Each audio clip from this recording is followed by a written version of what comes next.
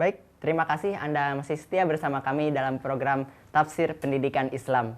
Yang mana sebagaimana kita tahu bahwa di sore hari ini kita akan membahas tema yang sangat unik, yaitu tentang kesehatan mental. Ustadz, tadi di Quran disebutkan ya halu'a, bahwasanya manusia itu ya berkeluh kesah ya. Iya. Nah, ini seperti apa sih sebenarnya detailnya penyakit mental ini atau kesehatan mental ini? Iya. Baik. Bismillah. Alhamdulillahirabbil alamin wassalatu wassalamu ala nabiyyina Muhammadin wa ala alihi wa ashabihi at-tahirin at-tayyibin wa man sara ala nahjihim ila yaumiddin, amma ba'du. Baik pemirsa, kita akan membahas tentang masalah kesehatan mental. Ya. Jadi di zaman modern seperti ini ataupun era globalisasi seperti ini, salah satu fenomena yang menjadi sorotan ya para pakar itu adalah masalah krisis mental. Jadi bagaimana di saat-saat zaman kita sekarang ini begitu mudah orang stres, depresi, ya, baik itu tingkat pelajar ataupun tingkat orang-orang dewasa, ya baik anak-anak atau bahkan orang sampai manula, mudah sekali itu sekarang orang terjangkiti dengan stres ataupun depresi. Ya. Ini adalah gejala-gejala ya, krisis mental, ya, sehingga dengan bagaimana jauhnya mental kita dari kebaikan itu terkadang membawa dampak yang negatif. Mudahnya pelajar untuk tawuran, mudahnya para pejabat untuk korupsi, ya. Para pedagang sulit untuk jujur dan seterusnya. Ini adalah bagian dari krisis mental. Ya. Nah, krisis mental seperti ini akan selalu berdampak kepada hal-hal yang sifatnya negatif tadi. Ya. Oleh karena itu, ya orang-orang yang krisis mentalnya itu akan selalu ada pada dirinya halu'a tadi. Ya. Halu'a. Apa itu halu'a? Para ulama seperti Imam Al-Qurtubi ketika menafsirkan innal insana khuliqa halu'a. Sesungguhnya manusia itu diciptakan dalam keadaan halu'a, keluh kesah. Ya. Keluh kesah yang dimaksud di sini apa? Ya. Para ulama seperti Imam Al-Qurtubi ya, juga menyebutkan aila yasbiru alal khair. Jadi, sedikit sabarnya, ya. Sulit untuk melakukan satu kebaikan-kebaikan. Ya. Kemudian juga dhajur, ya. Mudah keluh kesah, mudah menyerah, putus asa, ya. Demikian juga alladzi la yashba, ya. Dia tidak pernah menemukan satu ketenangan batin, ya. Tidak ada kata puas di dalam jiwanya, ya. Kemudian yang bertambah adalah al-haris ala ma la yahil. Jadi bahkan dia itu ya rakus terhadap apa-apa yang bukan menjadi hak miliknya. Ya. Jadi betapa fenomena orang-orang yang rakus terhadap yang bukan hak miliknya ini sekarang menjadi wabah, ya, wabah nasional. Ya. Oleh karena itu ini bagian dari halu'a. Bahkan endingnya adalah akhirnya adalah menjadi dhiqul qalb. Ya. Jadi bagaimana hatinya itu adalah menjadi sempit. Ya. Kehidupannya juga akan menjadi sempit, efek daripada halu'a tadi. Ya. Kenapa itu penyebabnya? Cuma satu disebutkan dalam ayat yang lain bahwa waman a'rada an dzikri fa inna lahu ma'isyatan dhanka. Jadi efeknya dari ketika seseorang itu adalah berpaling dari Allah Subhanahu wa taala, ya, maka mereka itu akan mendapati satu kehidupan yang dhanka. Dhanka adalah kehidupan yang sempit, ya. Jadi tidak pernah menemukan kata puas, ya.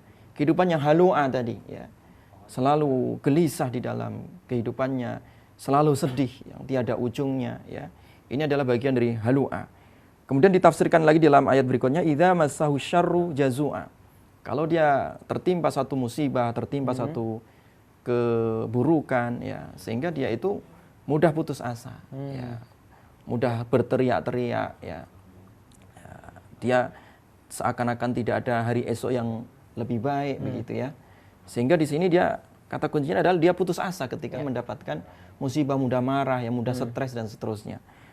Tetapi wa idza masaul khairu manu'a. Jadi kalau dia lagi longgar, ya rezekinya banyak, ya, berada dalam satu kelapangan kehidupan, dalam arti secara materi. Tetapi ketika dia dalam kondisi lapang, ya, secara materi tadi, manu'a, justru yang timbul adalah sifat kikir. Ini adalah krisis makna ataupun krisis mental itu, ya. Ini adalah sangat jelas sekali Allah menggambarkan bagaimana kebanyakan manusia itu masuk ke dalam krisis mental ini atau krisis makna ini. Nah, bagaimana terapinya? Nah, Allah Subhanahu wa taala memberikan terapi, ya, jalan keluar, solusi di dalam krisis mental ini. Ya. Sehingga ini menjadi terapi mental, ataupun sehingga orang yang mengikuti terapi Allah Subhanahu wa taala ini mentalnya akan menjadi kembali sehat. Ya. Jiwanya kembali hidup kembali, hatinya kembali bercahaya. Sifat-sifat kikir dan keluh kesah tadi hilang. Ya. Bagaimana cara menghilangkannya? Yang pertama adalah illal musallin. Jadi dengan media sholat. Ya. Kecuali orang-orang yang mereka itu sholat. Ya. Tidak hanya sekedar sholat. Kan kebanyakan umat Islam itu kan kalau di prosentase sholat itu kan hanya sekedar menggugurkan kewajiban. Hanya sekedarnya begitu. Ya. Padahal Allah menjelaskan kalau ingin keluar dari krisis mental tadi itu tidak hanya sekedar sholat. Tetapi ada sifat ya, sholat yang bisa mengeluarkan pelakunya dari krisis mental itu tadi. Alladzina hum ala salatihim daimun. Nah, jadi orang-orang yang mereka itu ketika mereka salat itu daim ya. Daimun ay khasyi'un. Senantiasa khusyuk di dalam salatnya ya.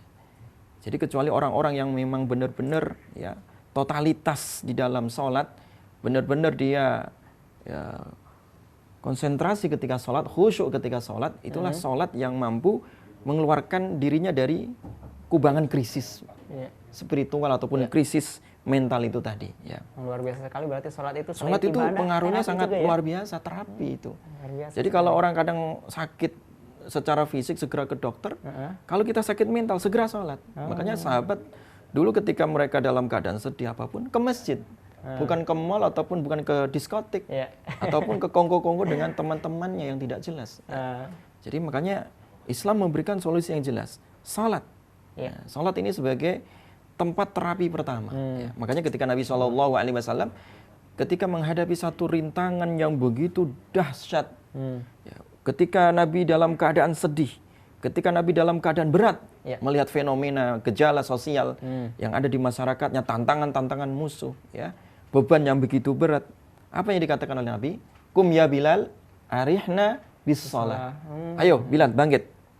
Arihna, istirahatkan jiwa-jiwa kami ini dengan salat. Jadi pertama kali yang dilakukan oleh Nabi adalah salat. Ya, karena salat ini adalah terapi yang sangat luar biasa dampaknya.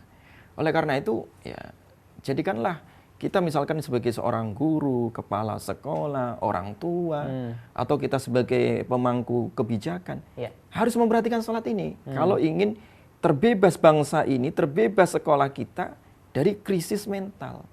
Kalau kita melihat bagaimana ya anak-anak kita, ya, ataupun melihat siswa-siswa kita tawuran, atau kita melihat bagaimana pejabat-pejabat kita ya terjebak dalam korupsi. Nah, yang terkadang tidak diperhatikan ini adalah masalah sholat. Makanya perlu ada satu gerakan kembali ke sholat ini. Gerakan kembali ke masjid. Ya. Sehingga selesai sebenarnya masalah itu. Iya, benar sekali. Karena dengan sholat ini Allah menegaskan sebagai terapi pertama. Ya. Ketika ingin revolusi mental, harusnya sholat ini yang menjadi perhatian. Bukan sholat yang ditentang. Ya, terkadang ini kan ya ada gerakan revolusi mental, tetapi justru yang dikritik sholatnya. Ini bermasalah. Iya, bertolak belakang ya. Harusnya ketika kita ingin merevolusi mental bangsa ini, ya, mari kita sebagai pemangku kebijakan gerakkan masyarakat untuk kembali ke masjid. Gerakan sholat subuh, gerakan sholat khusyuk, ya kan? Di sekolah kita utamakan sholat ini. Di lingkungan kerja, tulislah jangan lupa sholat. Nah, terkadang orang itu kan sholat di nomor 2 kan, sholat di nomor 3 kan, bahkan rapat ya bablas tidak sholat. Nah, ini bagaimana mau menyelesaikan urusan ya bangsa? Urusan terkecil pun nggak akan selesai kalau sholatnya tidak selesai. Makanya oleh karena itu Nabi SAW menegaskan bahwa waju'ilat qurratu aini fis shalah. Makanya dijadikan pelipur lara di dalam jiwaku itu adalah dengan salat itu tadi. Jadi salat itu adalah senjata mental, ya, benteng mental yang akan memberikan terapi. Ketika mental kita sakit, disembuhkan langsung oleh salat ini tadi. Oke, luar biasa sekali Ustadz. Jadi kita tahu nih bahwa di antara cara untuk menterapi dari kesehatan mental ini dengan cara salat. Salat yang daim tadi ya, salat yang khusyuk. Ya, soalnya nanti kita akan lanjutkan lagi segmen berikutnya. Pemirsa yang ada di rumah jangan kemana-mana karena kita akan lanjut ke segmen berikutnya tentang kesehatan mental. Dan kemana-mana kita akan kembali setelah jeda berikut ini.